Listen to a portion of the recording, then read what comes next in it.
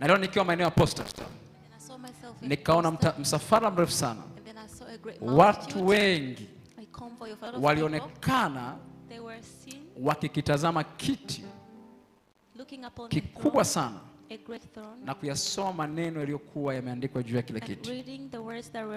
Yalionekana kuwa ni maandishi yenye madai yaliyoandikwa mwaka 2022.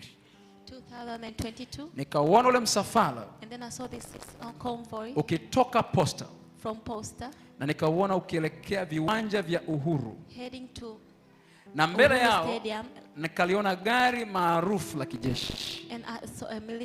Lilionekana kuwa na rangi tatu muhimu: rangi ya kijani, nyekundu na nyeupe, huku limefunikwa nguo fulani juu yake mithili ya bendera. Bwana akaniambia, huu ni msiba umetanda tayari katika anga la Tanzania kwa sababu ya walinzi wa malango ya nchi.